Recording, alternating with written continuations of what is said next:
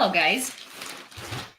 So, first of all, I'm going to start this live with I'm going to put this on. I forgot to put it on, and everybody called me out on it. I am wearing a t-shirt under this, so bear with me. I do feel like it's very awkward. I just didn't do it behind the scenes. But yes, I will be putting on clothing. I'm so sorry. But I have fantastic news. First of all, you guys rock, and I cannot even like explain like what you guys did, because I was thinking that I would be logging in today and being like, oh, we're so close to the fundraiser goal. We beat the fundraiser goal. We beat the fundraiser goal by a lot. And I first of all, ADHD. So for those of you who are new here, please bear with me. I do go on tangents, and sometimes I have a hard time forming thoughts in a cohesive sentence when it comes to anything but history and geopolitics. But we were fundraising for a DJI Mavic 3 Pro drone with 2 extra batteries for Chosen Company. And now we're going to be starting a fundraiser for a thermal DJI Mavic 3 Pro that I thought was $3,000, but Rick just had notified me that it's actually $5,300. But in case you are not, and it's for an HUR unit, and I'm going to be ordering the Mavic 3 Pro either at the end of the live, and you guys will see it, or right after the live, and I'll just post a screenshot of ordering it, or I will, and obviously you will get the pictures of the unit with the drone, especially because I'm hoping it's going to come in the next couple of days, and then I can just hand it over to them. I might not show their faces, most likely will not show their faces, but this fundraiser is not going to be just like a regular fundraiser. I have a fantastic thing to raffle off for every donation of $20 or more that comes to this fundraiser, and every $20 basically earns you earns you a ticket. So if you donate $100, that's 5 tickets, and it's going to be this sweatshirt that's super sold out and was limited edition, and all of the profits from the purchase of this sweatshirt already went to the military, because that's what they do. And they also gave me a discount, so it's going to be a double donation to the military. And this is a size small. This is mine, and I have it in a size large. It's oversized. I think it would fit a medium person, a medium-sized person as a super oversized item, a large sized person as an oversized item, and an extra large person. It's a big sweatshirt. I'll show you how that small fits on me. And I'm 5'2", and I'm now coasting between a small and a very small medium, because I've gained quite a bit of weight. I'm a small person. I'm just trying to give you an understanding of of this sweatshirt, but give me 1 second. I feel like this is so awkward. I am wearing a t-shirt underneath this, but I feel like this is so not okay, here's what we're going to do. I'm not going to do a full, I just want to wear the sweatshirt so I don't have to take it out of the sweatshirt bag every time. But, okay, maybe this is not going to be nearly as awkward as I thought it would be. But if it is, I'm so sorry. I don't mean to make it awkward. I feel like I'm making it more awkward by talking about it so much.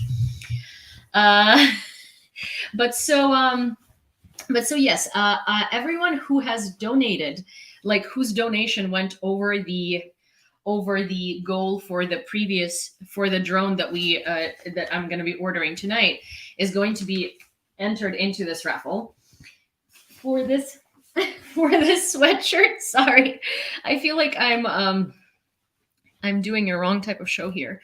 Hi Jason, good to see you. Okay, so glasses back so I can actually see you guys. The hoodie is awesome. The cost has already gone to the military. Yeah, the hoodie, not a sweatshirt. Sorry, English second language. Where is, yeah, here. So it comes in this cool bag. Okay. They've sold out of all of these, and when I tell you I fought for the last one, I mean it. Well, I didn't necessarily fight for it, but I was just like, hey, can you put it away until I can actually buy it? And so I bought it for this occasion. And this is it. So this is the sweatshirt. It's a size large. I'm telling you, it probably I would say it fits a medium, a large, an extra large, and it'll probably fit a double X as well, but it's just not going to be super like oversized mostly at all. So the cool thing about this sweatshirt is, okay, so look, this is a size small, right? Look at how like oversized it is, and it has these like little things here. Excuse me, swear I'm not trying to like expose anything, but it has like these little things here where you can regulate it, so it like, you know, it can sit on your, like, you can regulate it for a different fit. Oh my god, I'm like, I can't speak English today, or you know, I can't speak. Like, I'm just so awkward these past 2 days. But yeah, so I also feel like I never get this, but I think there are so many new people that don't know me that I'm kind of like getting stage fright in a way, which like has never happened to me before, because I think I've never had like so many waves. I had like such a big wave of people coming in, so I'm sorry. But yeah, so this is the sweatshirt. Look at how much space it has. It has a lot of space. So it's a really cool sweatshirt, and that's what's going to be raffled off for the donations. So tonight, either at the end of the live, most people don't know that Yulia is hobbit-sized. Yeah, when people meet me in person, they're usually so surprised at how like short and small I actually am, because for some reason they just expected something else, even though like I normally say that I'm very short. So yeah, so has Anastasia gone home already? Yes. Yesterday was an earthquake. We are the tsunami. Yeah.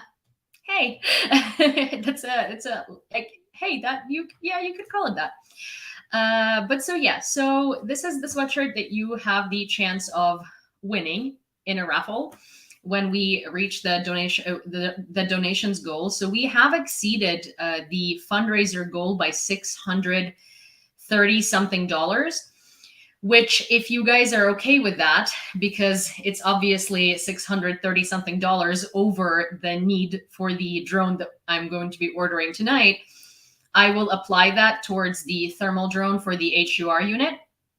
And every donation that came in after the 2,500 that we closed yesterday, so the $630 something that you have donated are going to be applied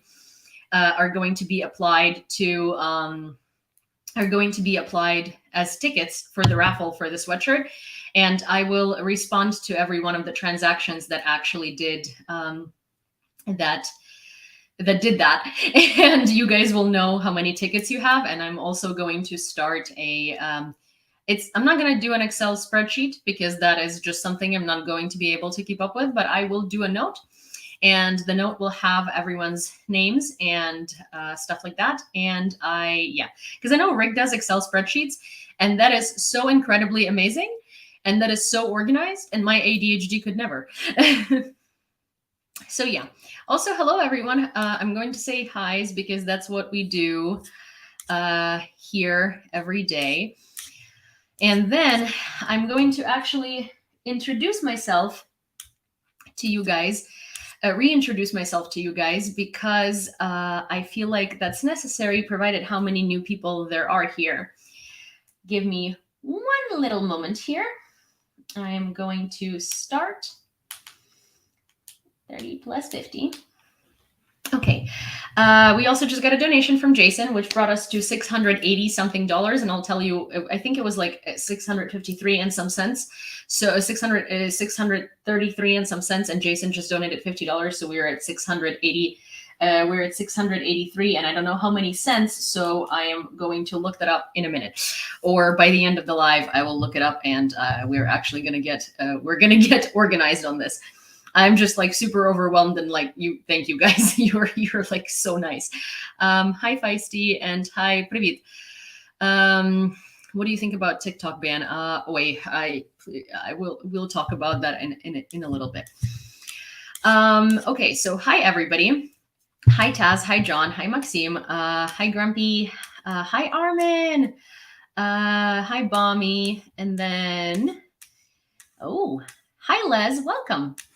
Also, hi Hedge, Hi, Y. Hi, Makola or Nick. Hi, Niels. Hi, Prexis. Hi, Joe. Hi, Tyrannus. Hi, Demon Orb, my favorite handle on this platform. Hi, Joe. Hi, Martin. Hi, Bjorn. Hi, Hugh. Hi, Karen. Hi, Mick. Hi, hello. Oh, hi, Odin. I think I missed you over there. I think I've said hi to everyone so far. Did I not? Hi, Brandy. Hi, Martin. And hi, Rafael. Herajam Slava. Gloria aos heróis. Is that Portuguese? Who am I and why am I here? Hi, Mark. Good to see you. Um, hi, Ian. Okay, so hello, everybody. I'm Yulia.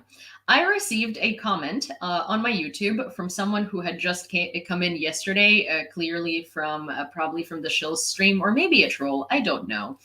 Hi, Danny. Hi, Shelly.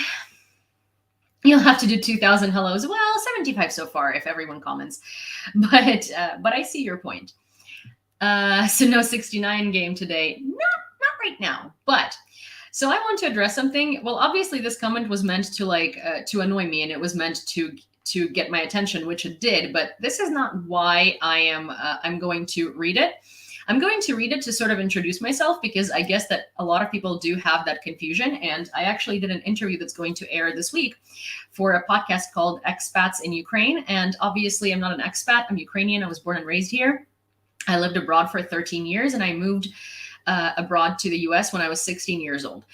But when I got invited on this podcast, when we started it, the host of the podcast, Corey, who's like this amazing American who's been living in Ukraine for the past 8 years, he was like, we're doing things a little differently here because hi, Juju.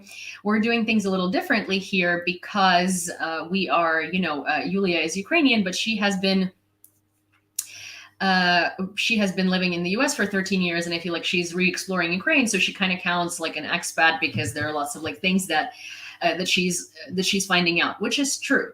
But Corey had this question, and Corey asked me if I consider myself Ukrainian American, and my answer to that is no. And then he proceeded to say, well, is that because you don't have a citizenship? Will that change when you do, when and if you have one? And no, because I think that Ukrainian American is a nationality. Right? Like, as in, you are a Ukrainian American, you have two nationalities, right? I'm Ukrainian. I was born and raised in Ukraine. My parents never migrated out of Ukraine. I lived in the US like by myself. And so I don't necessarily count as a Ukrainian American. I'm just Ukrainian who's lived in America for a long time, or like a Ukrainian in America, if you will, right? Well, right now I'm not. I've moved back to Ukraine after 13 years. But thank you, Niels. But that was like a kind of like a very philosophical question for me. And brace yourselves. I'm going to read this comment, and it's very long, and I am going to read it a bit passive aggressively because I feel like that's how it was meant. It's kind of like, no offense, but let me offend you type of comment, right? And it reads very much like that. Also, I'm going to change this. This light is like going straight into, I'm wondering, oh, it's my computer. That's what it is. I was like, why is this reflecting so much of my glasses? Okay, that's still not helping. Okay, well, here is maybe this. Is this better? Yeah, I think that's much better. Okay, so I'm going to read this comment because through this comment, I'm going to answer a few questions that I normally have coming, and that I think will answer some questions for you as to who I am and why I'm here.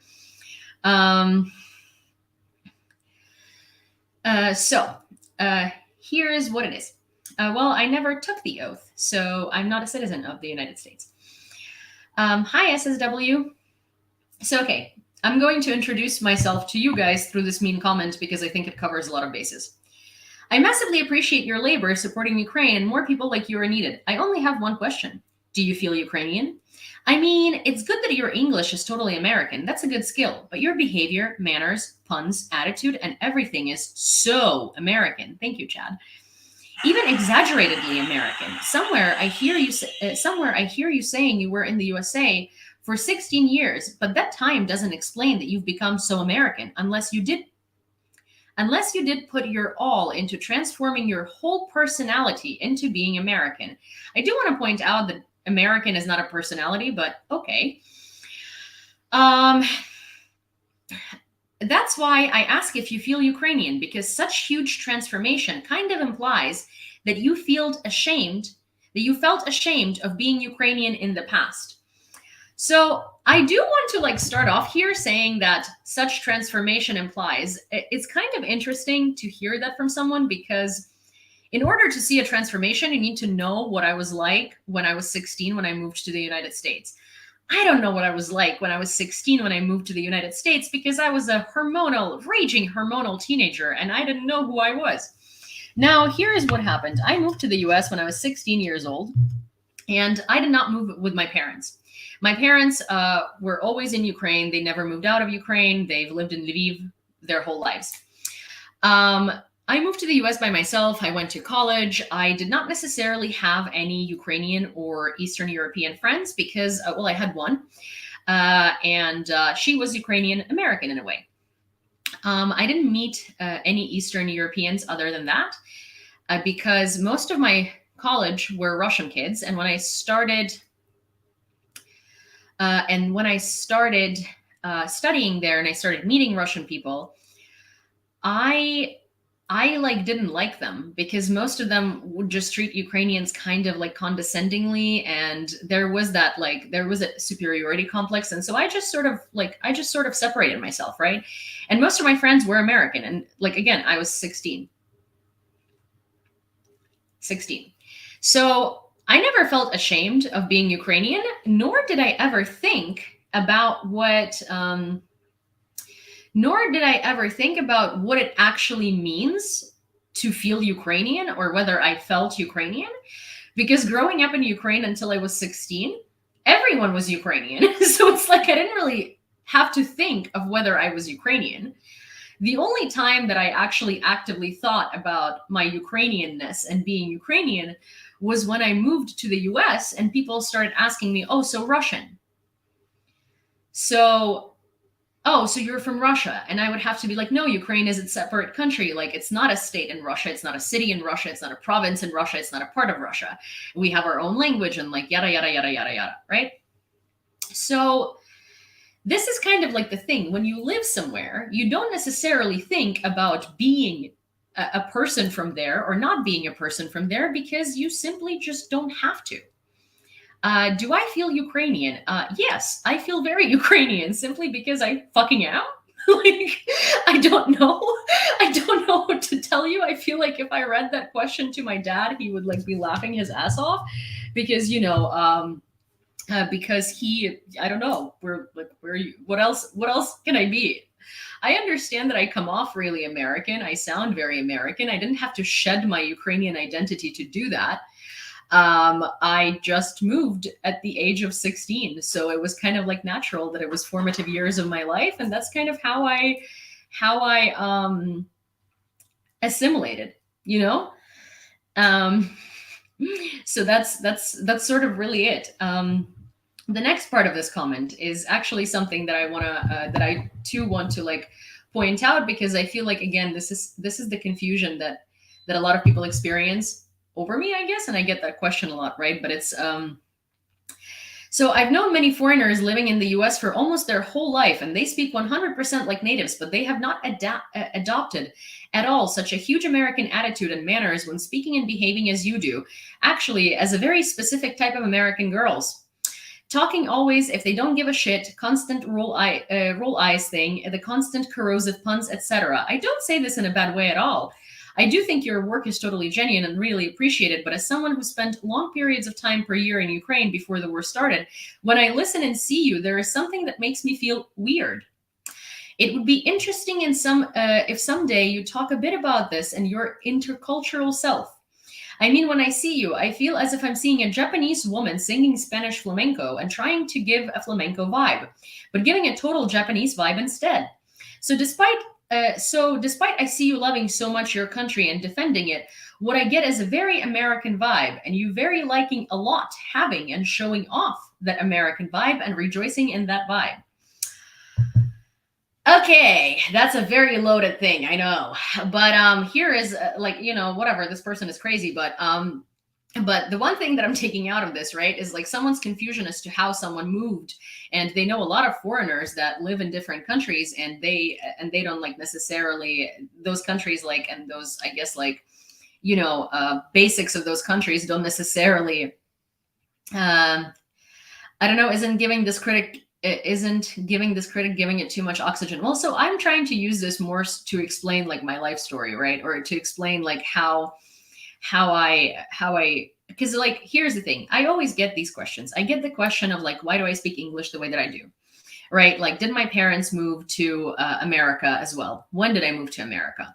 And things like that. So I'm kind of using this thing as a lighthearted joke because I think it's crazy and hilarious, but at the same time, like, it does touch on subjects that are reasonable within like the vomit of just ridiculousness, right? So so here's the thing. Yes, I don't fit neatly into a box that he's comfortable with, because he'd be much more comfortable if I would be speaking like this, right? Another thing is like, I mean, I am going to comment on the thing because I do a Valley girl accent like all the time for the sake of a joke and for the sake of pissing you off. Cause like, what else can I do? But like, I don't necessarily consider myself sounding like that. Maybe I'm wrong. Anyhow, my parents lived in Ukraine. I lived in the US by myself. So I did not come home to my Ukrainian speaking parents and eat borscht. I came home and made half-assed sandwiches from whatever I could afford to buy at the grocery store for my like, for my pocket money. I grew up on my own. So it's like, yeah, I didn't purposely assimilate into sounding and seeming very American. It just so freaking happened because everyone around me was American, and I did not live with my parents as mentors.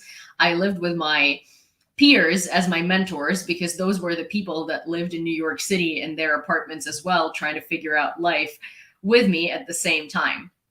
So so that's kind of what happened here. I started speaking English when I was 4 years old. My like the person that I started learning English from was a native speaker, and that's why I guess like my pronunciation is much closer to American than to American than like, someone else who would have learned a language abroad. But I am pretty much a native speaker because I have been speaking it since I was like a child. And that's kind of what's happening here. But yeah, I was born and raised in Ukraine. I consider myself incredibly Ukrainian because that's just what I am. I do know that I come off incredibly American, and I'm okay with that. That's just sort of what half of my life was, right? And like, I totally get it, but I just don't get why it would piss someone off so much. I do understand why it like brings questions right into the picture, but yeah, I never until now really had to like think about whether I feel Ukrainian. My passport sure does. Like, so does my face when I look at it in the mirror. Like, I don't know, I just like exude Ukrainian. It's like I look like your typical Ukrainian person. I don't know, like it feels very Ukrainian when I'm yelling at like when I'm in a car with my dad and we were yelling at pedestrians in the most like Galician slang you could ever imagine. And I feel incredibly Ukrainian when I visit my hometown and somebody like, cuts in the line in front of me and I just have to tell them "Shanovny," which is just, it means no one really uses it outside of Lviv people, and it's supposed to translate as like respected sir or madam, but you never use it respectfully. You actually use it to disrespect someone. So if you're in Lviv and somebody tells you "Shanovny," you know you're in trouble. So I'll just let you know that. That's a little cultural tip for visiting Lviv. Do not piss people off, or if you do and you hear someone, or rather, Rather, if someone says "Shanovny" to you when you're in Lviv, just like know to run away. And I'll tell you, there are very different enunciations of "Shanovny." You can say it in a lot of different ways. It's kind of like if you know what is in New York, like yeah, no, or like stuff like that. So you have like different pronunciations for that word in New York, and they mean different things. Well, same with "Shanovny" in Lviv. "Вельми шановний." Well, "Вельми шановний" I feel like is a little too much, and no one really uses that. But "Shanovny" for sure. Hi. Only Americans are allowed to follow U.S. politics, it seems. I don't think so. I mean, like I've definitely been like told that by Americans that are uncomfortable with me severely disliking Trump. But I feel like as a U.S. resident and a taxpayer, because that word, everyone loves that word, I definitely do. I'm allowed to have an opinion. But anyways, this is me. I'm Ukrainian, not American. Did live in America for a long time. I was a UX designer before the full-scale invasion started. When it started, I started recording videos on TikTok at the suggestion of my best friend, because I was receiving a lot of questions and there was a lot of video footage as to what is happening, but very little explanation as to why it's happening. And so I tried to explain it because I'm like a geopolitics and history nerd to the highest degree. My degrees are in psychology and graphic design, and I was a UX designer. And so I started doing that, and then, the rest is history. And I now work with United 24. I've worked with Tsunami Media. I had a brief little sabbatical, a brief little thing with Kyiv Post, which I do not endorse. And so I basically report the news about Ukraine and catch up and kind of talk about, moving to Kyiv and life in Kyiv and Ukraine and things like that. Here on YouTube every night, also on TikTok, and I also try and do my best to fundraise for the Ukrainian military as much as I can. I'm Christian Republican and Trump supporter and am for Ukraine. Well, see, I mean, like, here's the thing. Like, I incredibly appreciate you being pro-Ukrainian, right? I'm not going to like go into this topic today because I don't want to take time away from the news, but I will say this, like, I think it's impossible to actually be pro-Ukrainian and be pro-Trump, because Trump is against Ukraine. And he says that, like, you might feel pro-Ukrainian and you might do things for Ukraine, but that vote you give to Trump is actually undoing that and undoing a lot of other human rights. So I majorly disagree with that, but I can't, like, I think that it's sort of like saying I am vegetarian and then going and eating meat. Like, you might believe you're a vegetarian and you might be doing things. I hope that makes sense, because, a vote for Trump is a vote anti-Ukraine and is a vote for Russia because Trump praises Putin and adores him. But that's not my only problem with Trump. I have a lot of problems with Trump. So anyways, but that doesn't mean that I'm like, that I hate Republicans. I hate Republican leaders. And I think that the party that the Republican Party has become today does not represent most of the people that identify as Republicans. Like, I've spoken to so many people who are amazing and fantastic and really good and, kind and like want the best for the US and for people in the US. And those people usually end up not voting for the MAGA caucus because they have come to a realization that the Republican Party that it is today doesn't represent them anymore. Because MAGA is not really what the Republican values stand for. Anyways, so there were comments here, and hi, Jean. Also, well, that's good enough. They could have voted yesterday or today in an emergency vote. Well, they will be on a Tuesday. And likely this vote is going to pass by Wednesday night. And by Wednesday night, I really hope that Biden will also sign it. And then it said, I read today from, I believe it was the Wall Street Journal, but I'll have to double check once we actually do the news rundown with the sources and everything, that long range ATACMS could be in Ukraine within a week from Biden's signature. So that, my friends, is very good news. Someone with a sent javelin as well as other Ukrainelia on their car parked next to me today. It felt so good. Don't see a lot of Ukrainian supporters where I live in the US. Oh, yeah. I mean, like, I've seen Ukrainian flags and Ukrainian supporters. Thank you, Jenny. In places where I wouldn't expect in the US too. And it's like, it just makes my day and just makes me feel really happy. So I really, I share in your emotion. Someone, okay, Mila Kunis is probably the most famous Ukrainian American. So do you think she should do more to publicize the situation?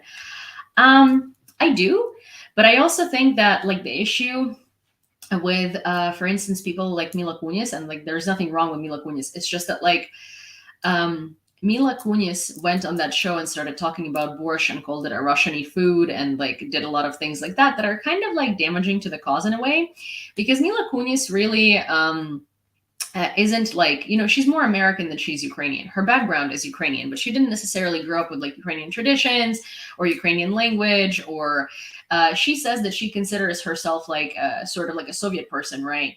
Even though she knows she was born in Ukraine, because at the time at which they immigrated, it was the Soviet Union. So she's actually a really bad representative of Ukrainian culture because she doesn't know it. She doesn't know it and she doesn't understand it. But she cares and she wants Ukraine to win. And she does have a huge audience of people, and she can help by fundraising and by spreading news, really news. What she was trying to do is she was trying to talk about culture of a country that she doesn't understand and doesn't have. And that's what I think she shouldn't be doing, because she was sort of trying to be for like a tiny little second an ambassador for Ukraine, a little bit like self-assigned. That just doesn't click, because again, you can't really talk about a culture of a country that you really know nothing about. Vera Farm. So it's Vera, not Vera, and she's Vera Farmiga. Actually, would be her right name, but I guess in the US it's Vera Farmiga. Would have been a better person to advocate about Ukraine. Yes, well, she's like a fantastic representative of a Ukrainian American. She's Ukrainian diaspora in the United States, or diaspora, and she went to Ukrainian dance. She speaks Ukrainian. She read Ukrainian poems as a kid. She knows Ukrainian poetry. She like knows Ukrainian history. She knows all of these things, and she was like incredibly integrated. Her family was like very keen on keeping traditions alive and sort of introducing their kids to Ukrainian traditions and to Ukrainian culture and to Ukrainian dance. And I think she went to Plost, and she would be a fantastic ambassador. In fact, like I think I think that's a great suggestion. I think that, but Vera Farmiga doesn't have. She is a great ambassador of Ukrainian culture. Actually, she's done a lot of talks, and she's done a lot of like. She's gone to a lot of events talking about Ukraine and stuff like that. But the thing is, her audience is not nearly as huge as Mila Kunis's is, and I think that they could both do Ukraine fantastic service by doing different things. Like Vera could talk about Ukrainian American culture and could educate people in like Ukrainian poems and stuff like that. And she can more so educate people in culture. Mila Kunis could really help the fundraising efforts, which she did. She really did do that with Ashton Kutcher. So like, all kudos to her. Okay. You vote for Trump, you vote for the world war. Trump is in love with every dictator on the planet. Yes, he is. Trump is okay. Sure. I don't disseminate. I hate, well, they're adding ATACMS to the aid. Yeah, ATACMS have been added to the. Sorry, there is a question here. Do you believe the reports of individuals with Down syndrome fighting at the front lines in Ukraine? No, absolutely not. because like, I don't understand this comment. Seems to be like a type of a comment that would invoke a reaction.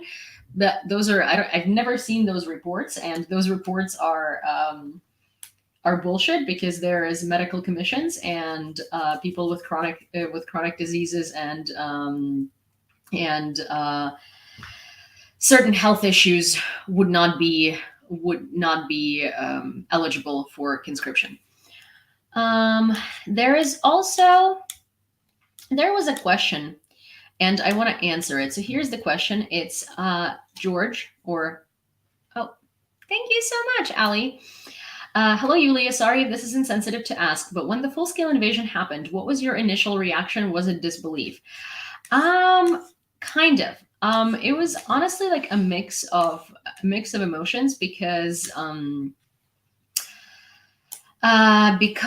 so I found out about it because my dad called me, and also a lot of my friends started texting me and asking me about what's happening in Ukraine, and I was kind of like, it was a very busy work day that day, and so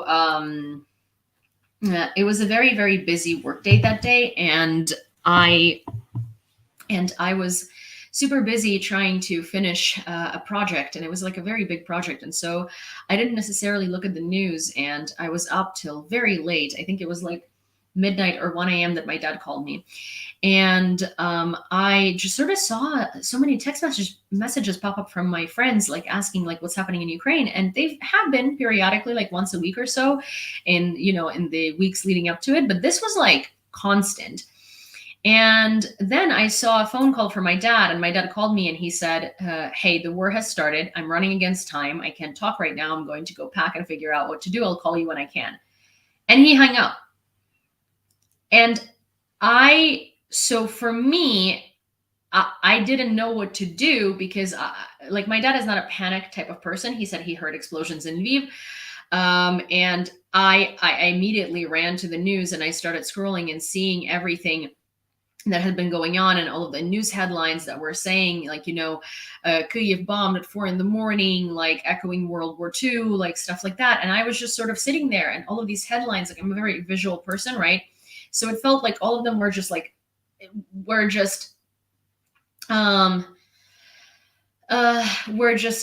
coming at me, right? And it's not even disbelief. Like, no, I could believe it. I could 100% believe it, because Russia is capable of that. And it's like, the disbelief was in 2014.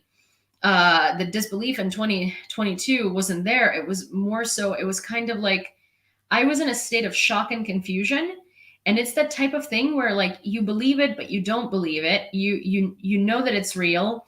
You can believe that it happened. It's just sort of like, I'm a take action type of person. And so immediately I was just, well, first of all, I was on the floor crying, and my dog didn't know what to do with me, because I was worried about my family. I then realized that my aunt and my mother were on a vacation in Egypt. And so I called them, because their flight was supposed to be that morning. Their flight was canceled, obviously. So I was trying to figure out how to get them out of there, because all of their credit cards were frozen, because the banks thought they would default. No one really knew what to do and what was going to happen. So their credit cards weren't working. They had like very little money left on their debit cards, and they maybe had like a couple of, like some emergency money and like cash. And I was like, okay. So I was trying to figure out how to get money to them, like sort of what to do, like where they could go. And so that kind of softened the blow, because I had something to occupy my mind with. And that was like figuring out what to do with them, calling my grandparents, figuring out what they were doing, which, by the way, the war has started. Okay. Like, Russia invaded Ukraine, and I call my grandfather, who works at a military university, and it's like 8 in the morning or 9 in the morning. And I'm just like, hi, Grandpa, where are you? And he's like, what do you mean? I'm at work. And I'm like, Grandpa, the war has started. And he's like, yeah, I'm at work. And I was like, dude, go home. There's like, Kyiv is being bombed. Like, go home. I understand that you're a man that like never skips work unless it's absolutely necessary, but I feel like it's absolutely necessary right now. So yeah, so there were, it was ups and downs, but I could believe it. I could easily believe it. It wasn't the state of disbelief. Like, we knew that Russia would attack. We just didn't think that it would be a full scale invasion, to be honest. Mm, uh, oh, how cute. Thank you, Ozzy. So yeah, I hope that was a sufficient answer to thank you, Lila. I think that was a sufficient answer to your question. Keith Brown, your comments about Donald Trump and Republicans are exactly why Ukraine is losing support within the United States. 75 million people voted for Trump in the last election, and 75 million people voted for Biden. The thing is, like, here's the thing: no, it's not why Ukraine is losing support within the United States. I'm sorry, but like, Trump has publicly said many times that he considers Putin smart, and he has swooned over him, and he has been dying over him, and he has been complimenting him. In the beginning of the full-scale invasion, he was all about Putin. He was all about Russia. He was talking shit about Ukraine. Like, I'm sorry, just because it hurts your feelings because you voted for Trump or you like Trump, that Ukrainians absolutely despise him for a good reason. Like, I despise Trump because I've lived in America for 13 years and I'm allowed to have a political opinion, right? Like, it's a country where I still pay taxes. It's a country where I'm going to continue paying taxes. I'm a permanent resident of that country. And like, I'm allowed to fucking have an opinion on him, right? And so my opinion is very different from that of Ukrainians. Ukrainians hate him because he blackmailed our president with aid. Ukrainians hate him because he like Fox News, the entirety of the network of Fox News, Tucker Carlson, who swooned over Trump, who's like buddy with him and helps him promote his propaganda, has been spreading Russian disinformation. The entire cult of MAGA, like Marjorie Taylor Greene, all of these people, they voted against Ukraine aid. They keep spreading the Nazi propaganda. They keep doing all of this stuff. Like, you can't genuinely say, oh, you're losing support among Americans because 75 million people voted Trump, and that's why you should just shut up about him and keep your opinion to yourself. It's like, okay, well, if you voted for Trump, then you likely don't really support Ukraine anyway. And if your opinion is that Ukrainians should shut the fuck up and not express the fact that we genuinely are terrified of that man because he loves Elon Musk, who loves Russia and hates Ukraine. He loves Tucker Carlson, who loves Russia and hates Ukraine. He has blackmailed our president. He has tried to put him in a position where in his first year of presidency, he had to commit a crime to somehow come up with compromising information on like the Biden family so Trump could win. And the fact that there is an overwhelming amount of evidence that Russian bot farms have actually helped MAGA to spread and Trump to win, like, you can't just ignore that and say like, oh, this is why Ukraine is losing support, as like your comments about Republicans and Trump. My comments are not stemming from all of Ukraine. My comments are also stemming from the fact that I'm a person who has been affected by Trump and lived under the clownship for 4 years. Okay, like, I'm a person who couldn't go home for many, many years because of Trump's new immigration policies and how they affected me. And I was the good kind of immigrant, as you say. Okay, I was the immigrant that did everything right. So like, you have literally zero right to tell me anything about how I'm supposed to feel about Trump as like a Ukrainian, because my feelings about Trump are influenced by my life in America. Now, Ukrainians feel that way about Trump and have all the fucking right to, because of the blackmail of our president, because of the withholding of aid, because of everything that the MAGA caucus has been doing in order to not pass the Ukraine aid bill that cost so many Ukrainian lives. Because of the fact that Trump openly praises Putin, openly does so. How can you sit here and say, oh, this is why Ukrainians are like losing support because you're upset that we don't like a guy that openly fucking hates us and says that he would end the war in Ukraine by making Ukraine submit to Russia? I'm sorry, what are we supposed to like here? And what like double entendre is supposed to be there? There isn't one, and you just have to deal with it. And I understand, like, I've lived in the US and I understand how Trump supporters usually react to any criticism about Trump. But the thing is, like, we despise him and we have all the reasons to do it as Ukrainians based on the shit that he has said and done. And just because he's like a cult leader you love doesn't mean that that is justifiable enough for us to shut the fuck up and be like, oh yeah, Trump says that he's going to literally make us surrender to Russia and give Putin our territories, but we're just going to shut up about it because you know what? That's going to cost us some support. Like, you didn't support us if you think that's okay. Anyways. Woof. I'm with that. And you can be like upset, like I know that here is the thing. I am, I'm fully understanding that there's going to be a lot of people because a lot of you came from the Shills, and the Shills is a type of podcast where they're neutral and their opinions are very as in like all opinions are welcome, and everyone whether sort of like no matter what your opinion is, you are anyways, you're welcome. And like, I am not going to shove my opinion up my ass for you to like me, because at the end of the day, Trump for Ukraine is death. And I don't need you to like me, or I don't need you to like Ukraine if you want to elect Trump, because that guy is going to do everything to end Ukraine anyway. So yeah, no, I'm not willing to do that for someone to like me or my country. It is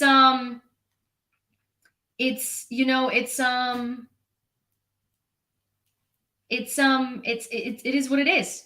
Do you have an American passport? I'm Ukrainian. I have a Ukrainian passport.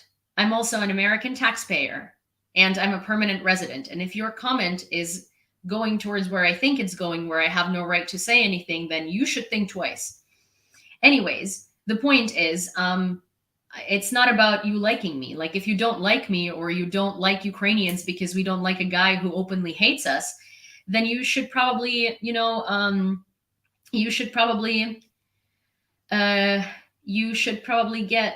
go watch someone else. Like, I'm not forcing you. There are many fantastic channels, but the thing is also, a lot of the channels that are neutral on Trump or on also, hey guys, are there any mods on TikTok?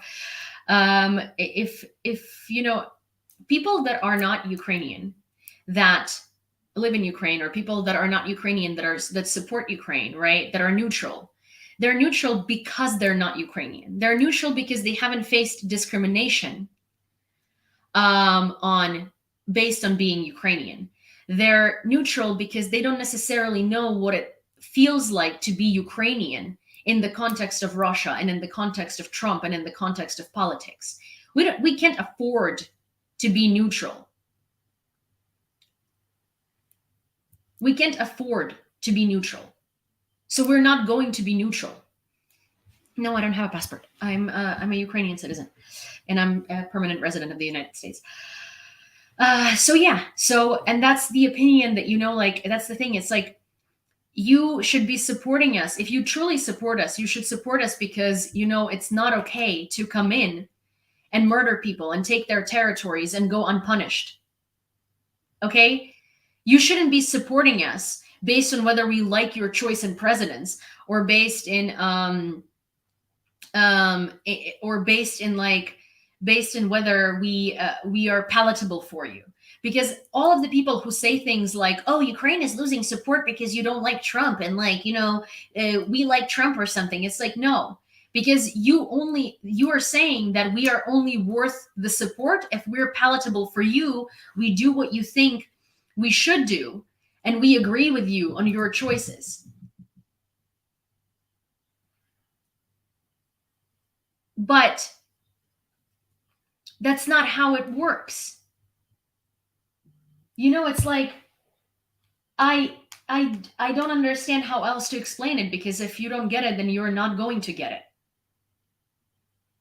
Ukrainians should be supported in this fight against Russia because Russia is wrong, and Russia is a murderous power, and this is just not okay. And people are dying, and Russia will continue going and causing more and more damage around the world if it's not stopped and if it's not punished.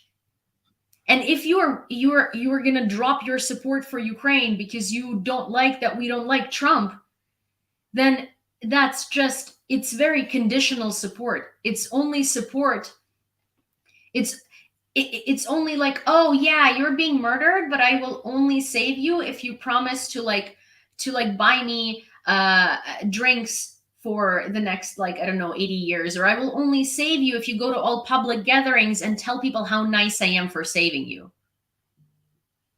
Like, what? Do you not understand how ridiculous that sounds? Also, we just got another $5 donation, which brings us to $687 for the fundraiser, in which every single person that donates $20 or more,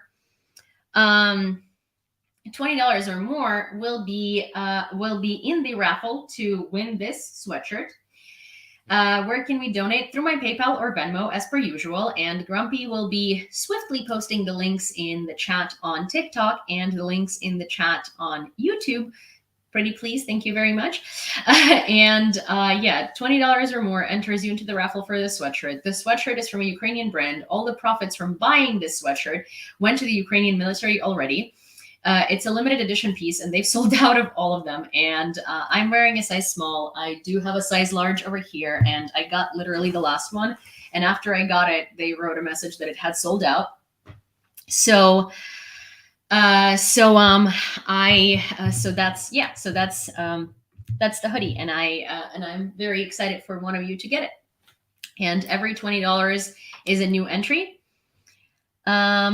How many people have donated 20? I just have Jason. So it's Jason. Can you buy the large? Well, you can't because it's unavailable. Like, I literally have one. But if it was available, then I would tell you. What does the money go towards? So it's going to be so this time around, it's going to be a Mavic 3 Pro drone, but it's going to be, so we decided that we were going to be fundraising for a drone at a time. An HUR unit needs a drone, and they need a thermal drone, which is more expensive than a regular Mavic Pro. But as I said in the beginning of this live, we were $600 over the goal for the previous fundraiser. And so those $600 have transferred over to this drone fundraiser. Also, we had just received $100 from Chad towards the fundraiser. So that's freaking awesome. And just phenomenally awesome. And that brings us to $788 for the fundraiser already. It's nice to have like a head start with a fundraiser rollover, because it's like you're not starting at zero. You're not starting at like, you're starting at a pretty sizable amount, and it's just kind of like so yeah. Oh wait, Taz, it's your birthday? Oh my God, Taz, happy birthday. You don't want me to sing. I mean, I can, but you really don't want me to. It's like, happy birthday to you. Happy birthday to you.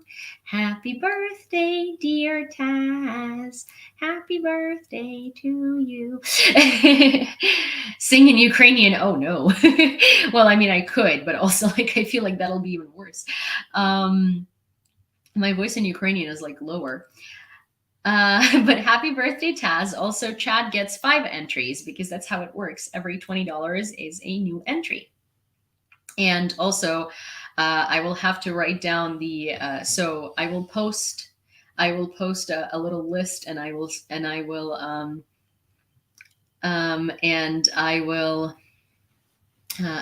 let the people know who are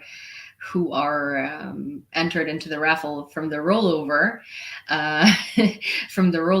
that they have been entered into the raffle for the sweatshirt.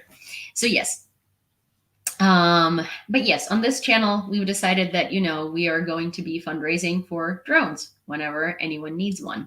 Well, not anyone, but whenever a unit that I know and can vouch for, or someone that I know very well can vouch for, needs a drone, we're going to be fundraising for the drone.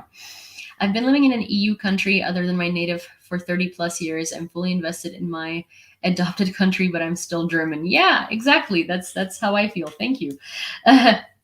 Danke sehr. Ich spreche Deutsch ein bisschen. Ich verstehe Deutsch.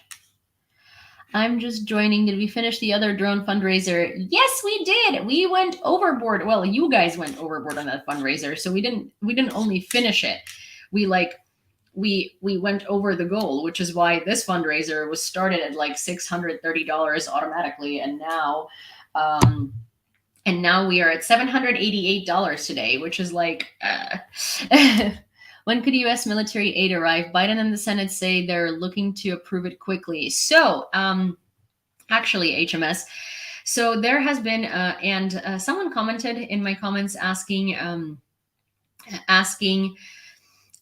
someone commented asking basically if why would I be giving out this information? So this information is not secret. I knew it when it was secret, but it has been since shared. Normally, if I'm saying something, I know that it's okay to say it. I'm very big on OPSEC, and I obviously don't want to hurt the Ukrainian military in any way. There have been stockpiles of aid at the Polish border and ready to go at various different European countries, waiting for Biden's signature on the package whenever it happens. And so it's going to be able to arrive at the front lines basically within like 3 days from Biden's signature being put on that paper. So ATACMS, for instance, I read today, and we're going to get there, but ATACMS, long-range ATACMS, the Pentagon basically says that the long-range ATACMS can make it to the Ukrainian front lines within about a week. So that's good. Now we just need to hear about the Patriots, because we do need those Patriots. Congress is quick for once. Yeah, they said that they will initiate the next step on Tuesday, and that means that the approval should be done by Wednesday night, and that also means that Biden's signature will be done by Wednesday night as well. Also, thank you, Ralph.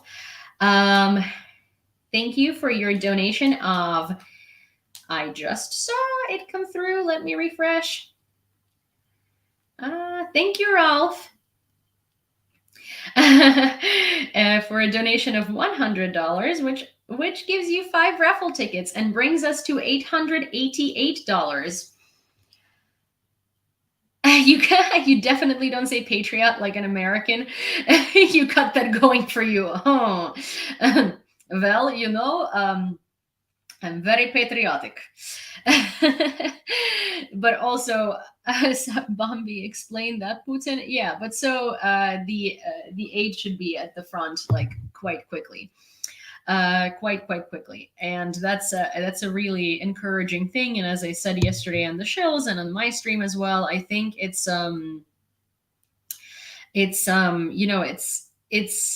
one of those things that obviously weapons are something that we need the most, but also what this package accomplishes is a huge morale boost, which that's worth more than any weapons, because a demoralized army with fantastic weapons is not going to fight as hard and is not going to be willing to put in as much effort as a army that has a lot of morale and has very little weapons. And we've seen that happen in Ukraine, because we had nothing, yet our morale was very high, and we repelled Russia in the first 3 days, in the first weeks, with no aid whatsoever, and we held our own. And so I would say that what this package accomplishes, and it gives a lot of Ukrainian soldiers that have been demoralized by the US leaving us, by the Russian propaganda that was saying that the US will drop us, and they have flushed us down the toilet,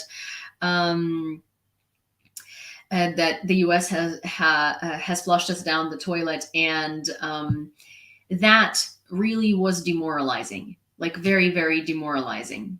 And I know, because I've also heard from a lot of servicemen at the front that this is the case, that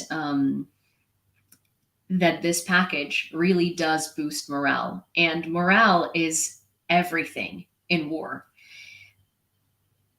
So, to new victories. Also, thank you.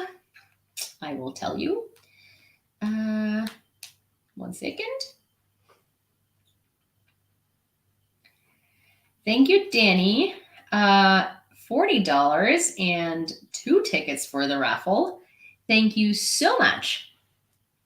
America is back, bros.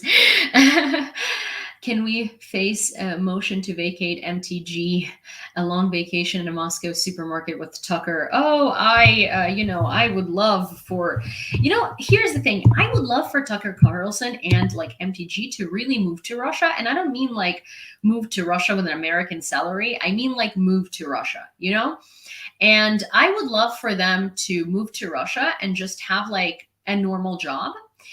Even on TV, but like not a Russian propagandist job, but like a Russian TV presenter job, and have like a popular show, whatnot, and live not in Moscow. And I would really like for them to start feeling what it's like to live in Russia and how much no one cares about you. Because, when celebrities go there and they get celebrity treatment, it's very different. Especially when Americans go there, because then a Russian government puts on their most and their like best face, and they sort of take them for a ride, and they show them like a very different reality. So of course, they go there and they're like, "Wow, this is great." Yeah, like you're being given elite service. You're being put into specific predicaments where you would have that opinion on purpose. But if you were to go to any city that isn't Moscow or St. Petersburg, and you weren't like being fine-wined and dined and taken places and like taken for a ride, you would have a very different experience. If you understood anything about prices, like, when Tucker Carlson was comparing prices in Russian supermarkets and saying how he paid so little for all this food, he wasn't getting any meat with that food, right? And he was getting food for one person. Like, he couldn't feed a family with that. First of all. Second of all, he paid like what, $100? An average Russian person in Moscow makes like $600 a month, if that. Okay, in Moscow, right? Like, that's very little money. And your groceries for a week that don't even include meat being $100 is a lot of money. There was actually a calculation that your average Russian spends more than 50% of their paycheck on food. So yeah. Okay. News. Environmental damage from Russian attacks already exceeds 2.4 trillion hryvnias.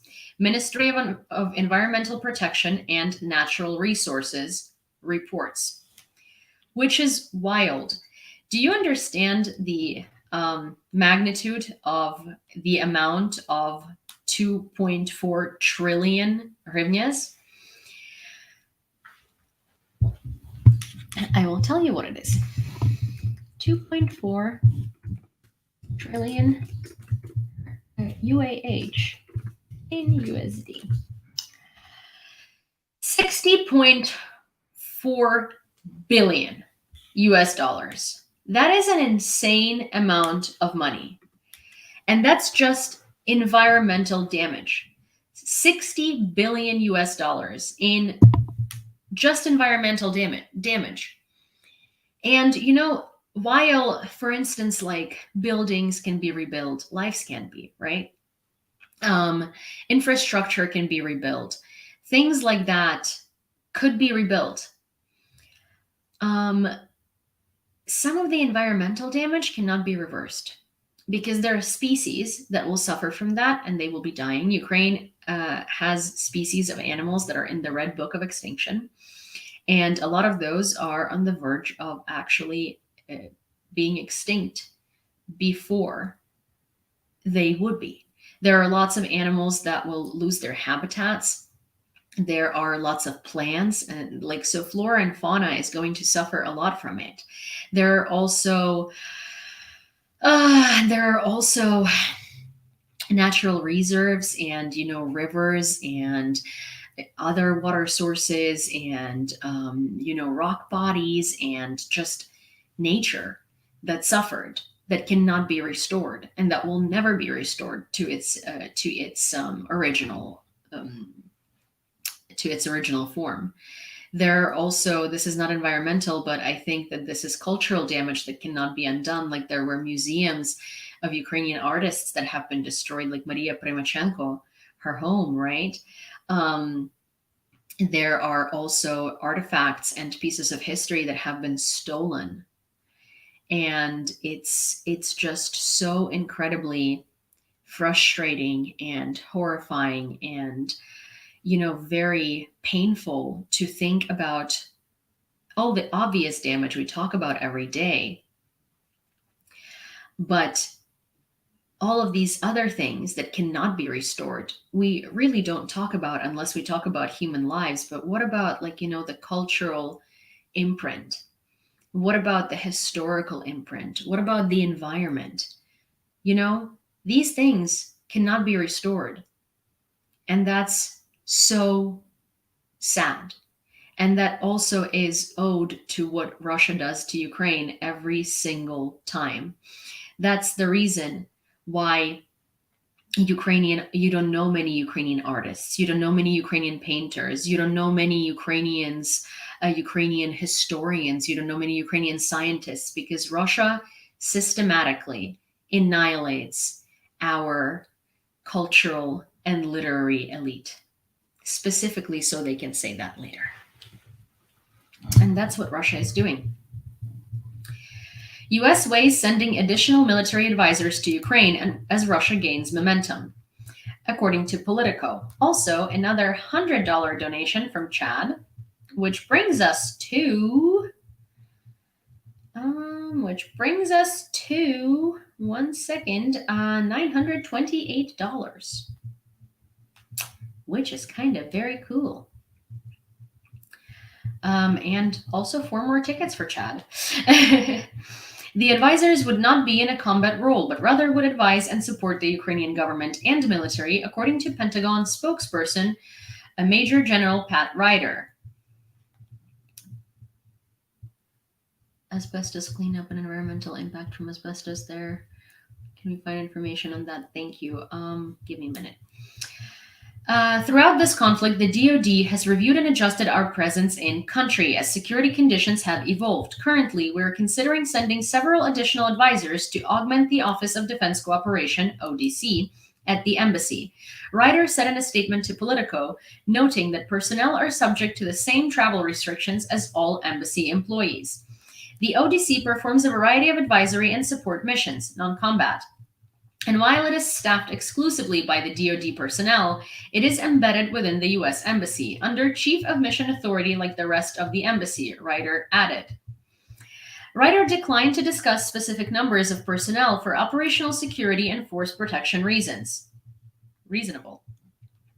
The additional troops will support logistics and oversight efforts for the weapons the U.S. is sending to Ukraine, according to 4 U.S. officials and a person familiar with the plans, who were granted anonymity to speak about a sensitive topic.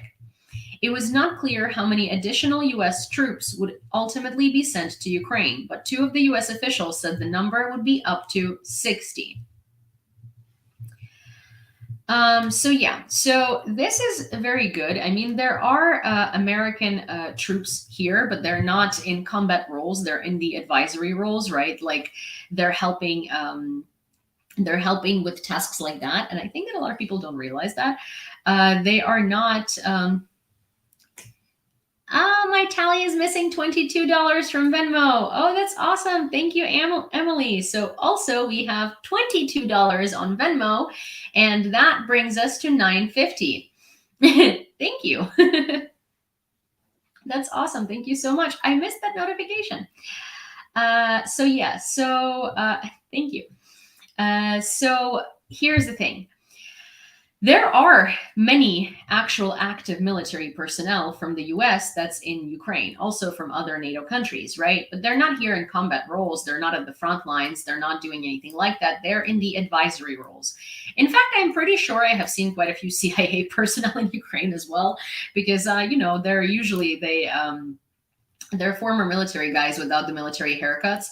I don't know how to better explain it, but like when you meet a CIA person in an underground passage in Kyiv, like you just they stand out.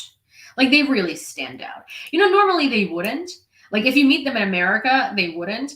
But like if you meet them in Ukraine, they really do freaking stand out. And actually, Linnea is on here, and her and I met one in a literal underground passage in Kyiv. And so yeah, there is quite a bit of like active duty personnel here. They're not at the front, and they're not partaking in combat. But they're definitely partaking in advisor roles, and they're also sent here in order to, talk to the Ukrainian government and talk strategy and sort of understand what's going on. So there is that. Linnea says, I was just thinking about that guy. Yeah, I mean, one day maybe I'll tell you the story about it. It's really not that big of a deal, or not that big of a story. But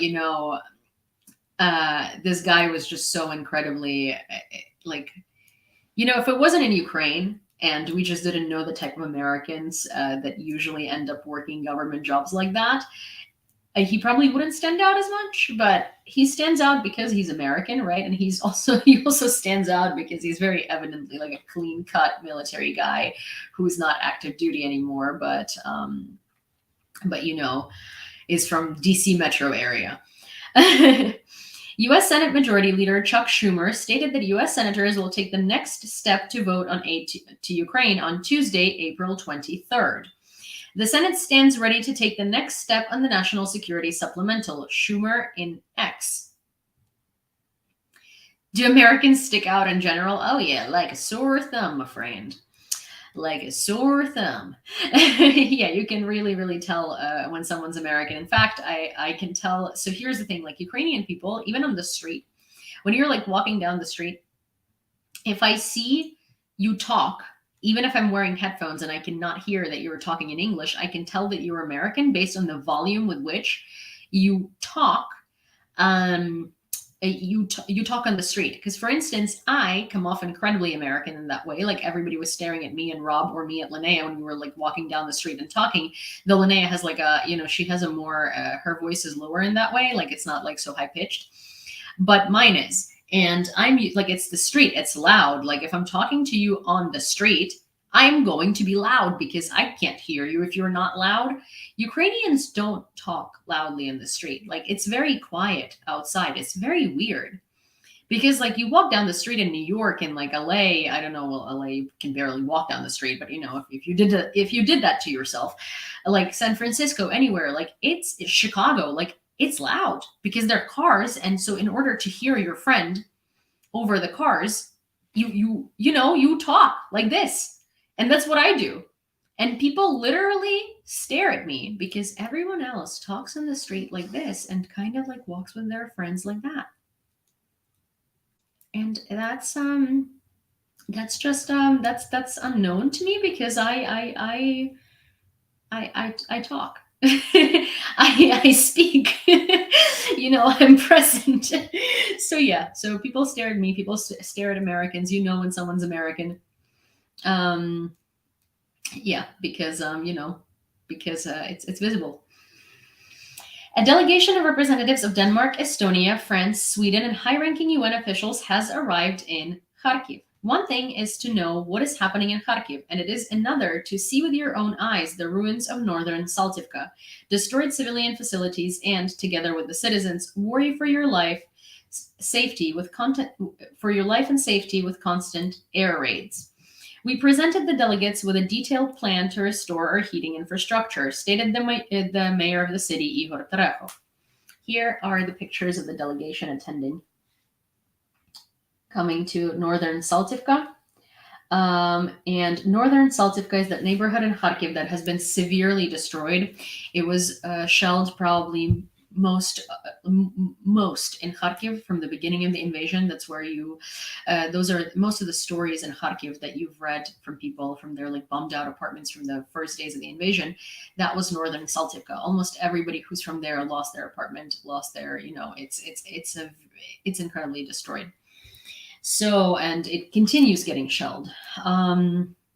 So that's the neighborhood, and that's the neighborhood that was shown to the delegation. And of course, that's the thing, it's when people come to Bucha and Irpin, they get a much better understanding of what had happened there than when they just listen to it having happened.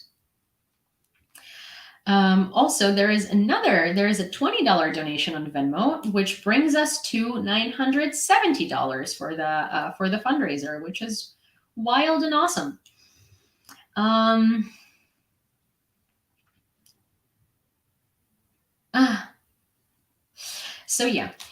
So this is a bit of a contrast to, to an awful subject of what has been happening to Kharkiv and how much it has been destroyed. It's just Scott, John. It's just really incredibly, you can't really fathom what destruction from a missile looks like until you see what it looks like. You can't fathom what a drone debris can do to a building until you've seen it. I went to an art academy recently, and it was a drone bit fell on it. You've seen this story all over the internet. There was a coffee shop, and the barista kept working there. It was in Kyiv. She stayed for her shift and kept serving coffee because she wanted to make people's days better after the shelling. So the art academy right across the street got completely ruined just from a drone debris piece. Just from debris. And, when you look at it on the news, like you see this building has collapsed. But when you go inside of that building and see what's left from it, the scale of damage by just one piece of debris is so wild. You can't even, you think about it and you're like, you see missile explosions and missiles hitting infrastructure in other cities and hitting buildings and hitting universities and hitting everything, right? And you see those craters. And I know that they show you pictures of people standing in these craters to show you the scale, but you truly don't understand the scale of how massive the damage and destruction is until you actually stand in it and it's around you. Because it feels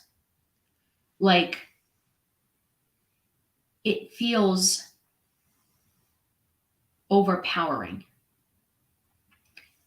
When I stood across the street from the academy and I saw the damage, I saw only the exterior, and I was like, wow, well, I mean, that's like 3 floors of like one part of the academy ruined. When I went inside, I felt just how much of that academy was ruined, and it was a lot. It was a very, very large part of it that was ruined. There were cracks in all the walls in all the rooms, no matter how far you went. There weren't windows anywhere, and from the outside, it just looks like maybe part of one wing of it was ruined, but it was really half of the building. You just can't really see it from the outside. And it's just, I don't even know how to, I'm lacking for words to describe it, because it's just, you really don't understand how massive the destruction is until you stand in the middle of it. And that was just from a drone bit, or from a missile piece, sorry. It wasn't from an explosion. So the missile didn't hit, it was intercepted, and the debris fell on the building, just from the debris. Russian troops shelled Ukraine's Donetsk region, killing 1 person and wounding 4 residents. Russian forces are also likely to take advantage of the limited window before the arrival of new U.S. aid and increase their attacks in the coming weeks. That's according to ISW, or Institute for the Study of War, which is a think tank in D.C. That analyzes conflicts worldwide. Analysts note that Ukrainian forces may suffer additional setbacks in the coming weeks while waiting for U.S. security assistance that will allow Ukraine to stabilize the front. But they will likely be able to blunt the current Russian offensive, assuming the resumed U.S. assistance arrives promptly. In addition, Russian forces have maintained and, in some areas, intensified ongoing offensive operations, likely to exploit abnormally dry spring ground conditions and persisting Ukrainian material shortages before the arrival of promised Western security assistance. Experts assume that the Russian military command will likely intensify offensive operations and missile and drone strikes to pursue operationally significant effects that will certainly become harder to achieve against well-provisioned Ukrainian forces. And that's what I was telling you yesterday, where I think they're going to try to take advantage of that. Like, they're trying to destroy as much as they can and invade as much as they can. Invade as much as they can until the aid arrives. And it's obvious that's their moves all the time. And I don't think you need to be a rocket scientist to figure this out. But it's certainly more, not devastating, but more terrifying to hear it confirmed by the ISW. Not even terrifying, but sort of like gives you the chills, because you know that the next couple of weeks you're going to be sleeping in the underground parking lot of your apartment building. At least I will be. The $60.7 billion aid bill for Ukraine includes approximately $23 billion to replenish the United States military stockpile. So all that money goes back into the American economy. This will open the door for future American military supplies to Ukraine, the Verkhovna Rada of Ukraine reports. The rest of the aid, approximately $13.8 billion, will be used for the Pentagon to purchase the latest weapon systems for the Ukrainian army directly from American defense companies. So also goes into the American economy. More than $13.4 billion will be used to repair military equipment and weapons that have been transferred to Ukraine and to train the Ukrainian military. Also goes into the American economy because those weapons have been given to us by the US, so the crews and the maintenance is still US companies. Almost $1.6 billion will be allocated for the purchase of weapons for Ukraine's needs from manufacturers. And approximately $7.85 billion will be allocated for economic assistance to Ukraine. So a lot of this money goes back into the American economy, and this is an argument that is it's a very good argument to use, and towards the people who are like, my taxes are paying for this war while people are suffering. So this is actually creating jobs, and I'm also not trying to copy a particular accent. I just feel like I'm stretching out my letters every time I'm trying to like do like mock someone instead of like having my voice on it. Because again, I feel like people that know me know that I don't mean harm, and people that don't, I feel like I need to preface it by it. But whenever I do like a Russian, whenever I try to do a Russian person, I also will do like a plethora of funny accents. Okay, so here's the thing. This all goes back to the American economy, and it creates jobs, and it also funds it also funds American companies, which are taxpayers as well. So all of this benefits the United States as much as it benefits Ukraine. And in terms of regular Americans, it benefits regular Americans a lot. Russian forces have attacked Odessa region with ballistic missiles. A transport and logistics facility of the port infrastructure was targeted yet again. The mayor of Odessa reported that the blast wave and missile debris damaged private homes. Oh, дякую. 4 people were injured. The liquidation of the consequences of the attack continues, the Southern Defense Forces inform. And this is what the damage looked like. And it's quite horrendous.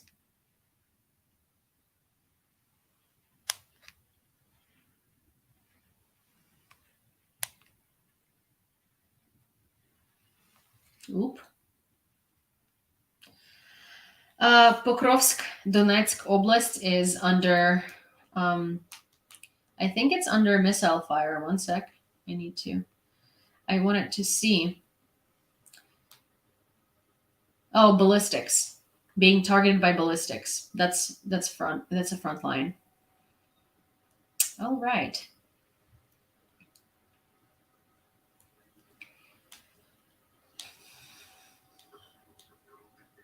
Well, that's not good. It's interesting because Monitor usually doesn't post information about the front lines. It usually just posts information about attacks on about air raids. So it's interesting they're mentioning it. I wonder how bad it is because it's out of character for them. So to mention, frontline activity like that. So that makes me feel very worried. See you later, Peter. The Russian salvage ship Komuna has been officially confirmed to have been hit in Sevastopol. This was reported today by Ukrainian Navy spokesman Dmytro Platonchuk. The Russians constantly kept the vessel in working mode and it performed certain tasks. Confirmed, the Navy has launched a strike. Successful work of the Navy, stated Dmytro Platonchuk. Aw, so another ship was promoted to a submarine. Aw, sad. Kenyan delegation paid a visit to Odessa region. The work of the Ukrainian grain corridor, the sowing campaign, land reclamation, and the development of the Ukrainian agro-industrial complex are the main topics of the meeting with the delegation from the Republic of Kenya, accompanied by representatives of the British organization Zinc Network, wrote Oleg Kipor, head of the regional military administration. So one of the things that Ukraine really failed at is our diplomacy with various different countries on the African continent. Oh, thank you, SSW. So, one of the things that we have been doing, and we have been pretty successful in doing in the past 2 years since the beginning of the full-scale invasion, is trying to build bridges and kind of mend our diplomatic failures in certain African countries, and Kenya is one of them. And it's really good to see that there is a whole delegation from Kenya in Odessa, which is a city that constantly gets shelled. That means a lot. Every time a delegation from a country comes to a city that is, under constant shelling, that is a big symbol of support, and that's a big, it's a statement. And it shows how much our relationship with Kenya has improved, and that's big because again, Ukraine has been really struggling in that department.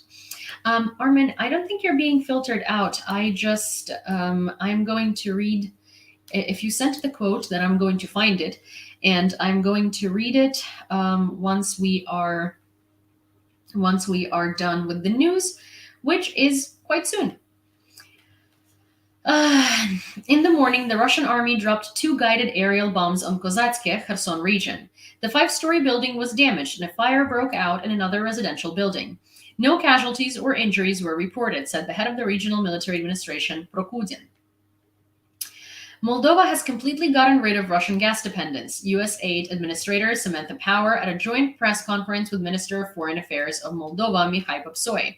So in 1 year alone, Moldova has completely cut ties with Russian gas, that's an incredible amount. That's like an incredible move. And the fact that they were able to do that in 1 year is very big. Also, Moldova has its own issues with Russia, understandably so, because Transnistria is a fake pseudo-republic that Russia created in Moldova in the 90s. Russia invaded Moldova. And they did to Transnistria what they're trying to do to the Donetsk and Luhansk, except if you manage to go there, it's stuck in the 90s. There are Soviet symbols everywhere. There is no infrastructure. There is only one supermarket chain, and it's owned by like an oligarch from Russia, and that controls the economy in Transnistria. There are militants and military everywhere. There are block posts and checkpoints everywhere as well. People barely make any money. There are really no it feels like the Soviet Union, and it's about as developed as the Soviet Union. It's really, really, really upset. I'm sorry. It's really, really, really upsetting. I've been there. It's gloomy. Yeah, it's a really, really sad place, to be honest. ATACMS long-range missiles may be sent to Ukraine by the end of next week. I hope that once the document reaches the president by Tuesday or Wednesday, the deliveries will begin with long-range ATACMS missiles, stated Mark Warner, chairman of the U.S. Senate Intelligence Committee. Oh, it's I've been to this rally and I saw this dog. Uh, Yulia, what's the story with this Larry Elliott guy? Any more details on him? Which Larry Elliott guy? Did I miss something?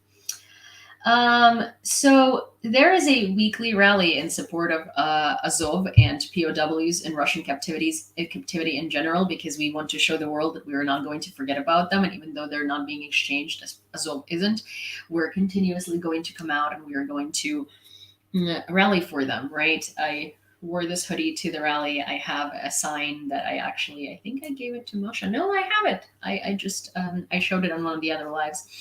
But we go there every week. It's on Sunday at noon in various different locations around Kyiv, and it's a fantastic, it's a fantastic place to recharge and kind of get your spirit up, because get your spirits up, because it's such a place of unity and you feel like everybody cares. Really, really, everybody cares and everyone wants the same, and people are so united, and it feels really, really great to be among those people.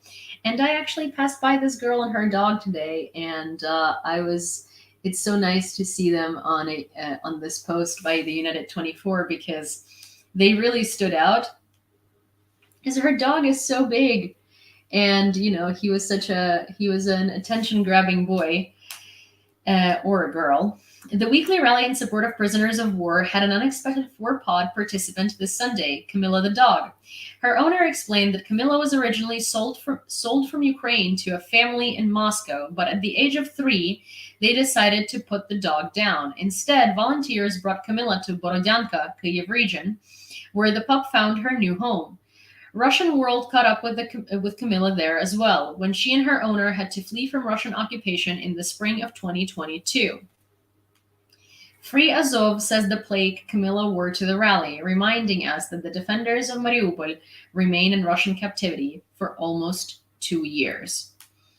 And Rick streams these rallies every Sunday, and I sometimes make it to his streams if I find him. Well, I think I actually have been in every one of the last ones, but this is what the rallies look like.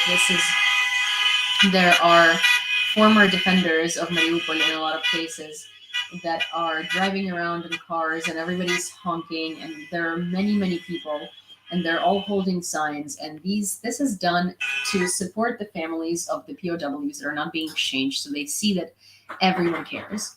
This is done for those POWs, so when they come out of captivity, they see that everybody cared while they were there. And this is also done for for your sanity, to support each other. And this is done to show the world, to show Russia, to show everyone that we are not going to forget, and we're going to come through for them every single weekend, and we are going to remind the world about them and about the fact that they are still captive. And it's a great place to be. I mean, obviously the cause is so awful, but it's a great place to be because you feel like you're surrounded by people who all care. And so I go every weekend, and I really encourage everybody who is in Kyiv or in Lviv, they're all over different cities, to look up a rally in support of Azov and Azovstal in your city. And you can look that up at Azovstal Families on Instagram. They post locations weekly, and I would really encourage you to go. And today was a horrible day. It was raining. It was really groggy outside, and we thought that not many people would show up, which is why we were extra motivated to go. And so many people have showed up, like so many people. Canadians are camped outside the Russian embassy in Canada. Oh, that's awesome. Looks like they're got the better of them. Oh well.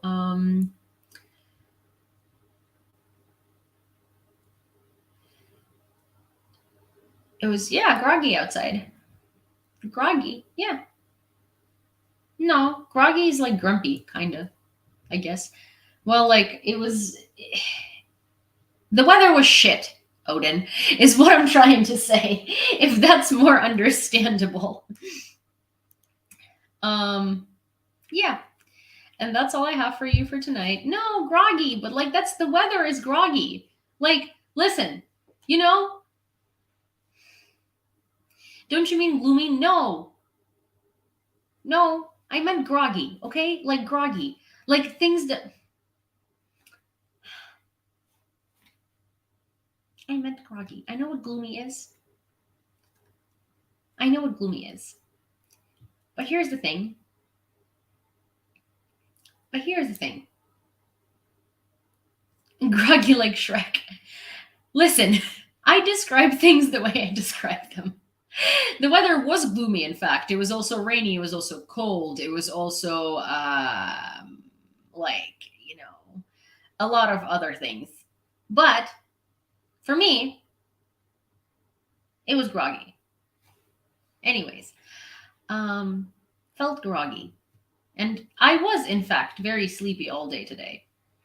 Anyways, the weather is not groggy. It's groggy for me. Groggy is when you wake up half hangover. Well, hangover. Well, that is about what this weather felt like. Also, no, I mean groggy doesn't have to be half hangover. Speak for yourself.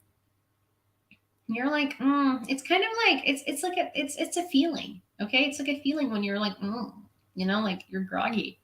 No, it's okay, Grandma Dude. Oh my God, no worries. No worries. When the weather is groggy, you need a grog inside. I win English today. Okay, fine. You win English. You win English today. I don't know. I always say groggy. It makes sense to me. Hey, maybe it doesn't make sense to you, but I've used that like so many times, and no one has ever called me out on saying groggy. Oh, wait, there is another donation from Chad in the amount of $40. Um Thank you, which brings us to $1,010 for the fundraiser. Yes, can we like coin the term groggy for the weather now? we're just gonna we're just gonna creative use of language. Yeah. English grotty. Oh, hi, just British. I endorse it, Yulia. Yeah, I don't know. Like I always randomly use words that feel like they describe a feeling during, you know, in different. Listen, you know what? You know what? I today decided that there is a new descriptive for the weather, and it's groggy. And that's just what it's going to be from now on. When it's going to be raining, and it's going to be gloomy, and it's going to be gray, and it's going to be like sad and depressing outside. I am going to be calling it groggy.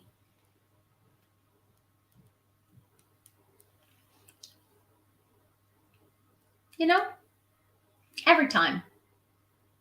It's groggy out today, and I feel like it goes better with like a gray and foggy. Exactly, groggy, gray and foggy. It's in foggy. It's like hangry.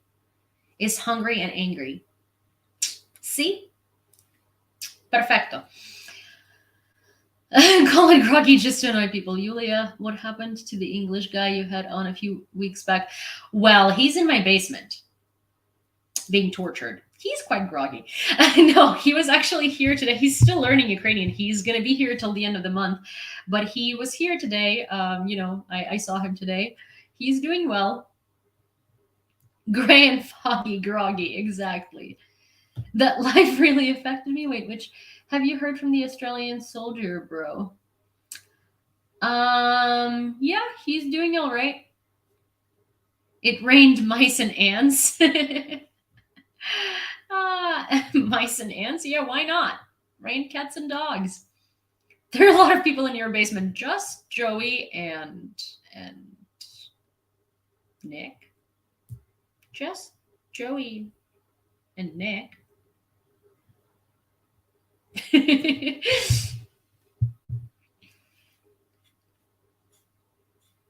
You should probably pump the brakes on criticizing groggy. No, it's fine. I'm not sensitive like that.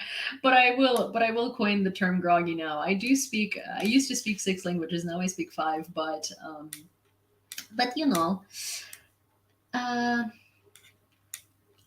I was groggy this morning before my first cup of coffee. So was the weather, and it never drank its cup of coffee. Yulia, I DM'd you the definition. Oh my gosh, I don't doubt. Okay, let me find. You're having a big party in the basement. They might be having a party. I don't know. I don't visit them. I don't bring them food. Jeez, what is this? A hotel? They're just living in my basement. You speak 4.5 at best. Just because I said groggy doesn't mean I no longer speak English, Odin. Automatic feeder for them too. No, it's just like why would I spend my hard-earned dollars on an automatic feeder? I don't bring them food. What is this, a hotel? Okay, so what was I gonna do? I went onto my phone to do something. Brax, you speak well. Guys, store, she's sensitive. They're having a big party in the basement. English, steal other English in Mongolian language, doesn't matter really. I don't bring them food. Wait, I missed something. I was looking for something and I didn't. Remember to tell the English guy about the fascinating history of Ukrainian railways. Oh my gosh. Arthur. Ah.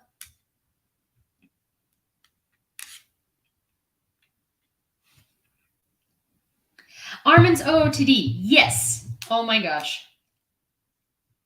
Groggy like the weather. Yes. Armin's quote of the day. So you guys, if you don't know who Armin is, Armin sends quotes every day on every stream that he attends, and his quotes are always fantastic, and they're always very on point. And yeah, I really like them. So they're always on par with the topic, and I always agree with them. So the troll's comment reminded me of this quotation of Voltaire. It is difficult to free fools from the chains they rever. Cult leaders are good at brainwashing cult members. That's amazing. Well, I don't know why Armin would give up. I'm like happy to. I'm happy to speak to. I was happy to read his quote of the day. I just needed a minute. But also, give me 1 second. I am going to go over. Oh, thank you. I am going to go over something because look at that.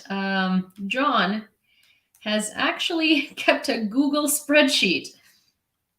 And so today's fundraiser total is $1,010 for the drone. What was your job before the full-scale invasion? It was UX design. I didn't blow him off earlier. No, I'm sorry. I love Armin. But okay, so far we have Scott, 1 entry, Emily, 1 entry, Danny, 2 entries, Ralph, 5 entries, Chad, 12 entries, Jason, 2 entries. And I also need to add, and look at that, it's an Excel spreadsheet. Thank you, John. What would I do without you? That's actually so nice. Thank you so much.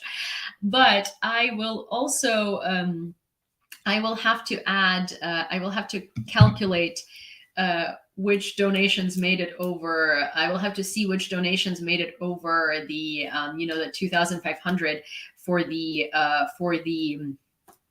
Mavic 3 Pro with 2 extra batteries, and those are going to be entered into the raffle as well. Yeah, right. Yeah, and so I'm going to read out these things at the end of each live, hopefully. The things being in the raffle tickets, and also, of course, the donations. I do that always. And wait, what? Привіт, Миколаїв. And also, I can't wait to go and order the drone. So let me go order the drone, and I will see you guys tomorrow because I cannot wait. I cannot wait to order the drone for Chosen Company, because the sooner I order it, the faster it's going to get here. We must be careful, basement. You guys are too far for me to put you in my basement. You have to like physically come here for me to put you in my basement. Okay. Well, if you would like to, did you get my donation? Ozzy, where did it go? Let me see. Was it PayPal?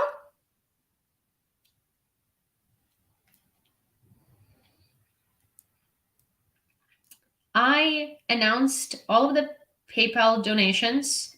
Ah, I see. Aha. No, I missed it. Aha, I did. So $20, another $20, and that is for Ozzy. I don't know. I've gotten every single notification except for this one. Huh. I mean, I always go over them at the end of the raffle, and at the end of the fundraiser, and I always make sure that everything has been added up. But sorry for missing it in the moment. What's the room service like in your basement? There is no room service. Okay, guys. Can we waterboard each other in the basement? Sounds like a fun time. Oh my god. Okay. Good night. I will see you tomorrow. You lovely, lovely people, except for Martin, who wants to waterboard people. Are there tropes in the Ukrainian infosphere that aren't reality, but some Ukrainians have been traumatized into believing anyway? I've noticed a few. Yes. Mark, if you're going to be on the stream tomorrow, can you ask me that question again? Because I feel like I have quite an extended answer for that. I just don't think I can give it my best right now because it's almost 2 a.m. So if you can ask that, or if you can write that question in, if you can copy paste it into not the live chat, but the comments to this video, I can read it out tomorrow on the stream, and I can answer it. That's actually a great question. All right. See you guys tomorrow. Thank you for coming over, and it was so nice to meet many of you. And yeah,